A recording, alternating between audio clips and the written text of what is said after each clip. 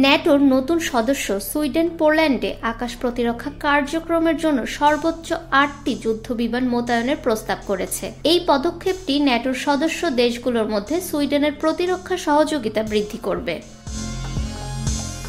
বৃহস্পতিবার দেশটির পররাষ্ট্রমন্ত্রী মারিয়া মালমার স্টেনারগার্ড জানান, জেএএস গ্রিপেন যুদ্ধবিমান পাঠানোর প্রস্তাব দেওয়া হয়েছে। ব্রিটিশ বার্তা সংস্থা রয়টার্স এ খবর জানিয়েছে।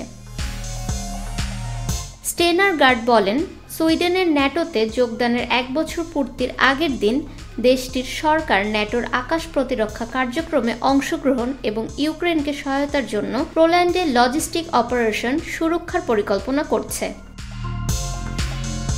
এক সংবাদ সম্মেলনে তিনি বলেন, আমরা সুইডেন থেকে সর্বোচ্চ 8টি জেএএস গ্রিপেন যুদ্ধবিমান পাঠানোর প্রস্তাব করছি, যা সংশ্লিষ্ট কর্মী, যুদ্ধ কমান্ড এবং সহায়তা ইউনিট সহ মোতায়েন করা হবে।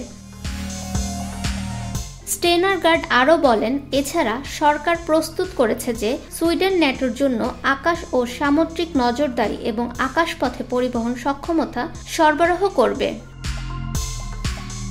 সুইডেন 7 মার্চ 2024 এর ন্যাটোতে যোগ দেয়। এটি রাশিয়ার ইউক্রেনে পূর্ণমাত্রার আগ্রাসনের পর নেওয়া একটি গুরুত্বপূর্ণ পদক্ষেপ। ফাহমিদা বিনতে আনোয়ার, নিরপেক্ষ নিউজ ডেস্ক, ঢাকা।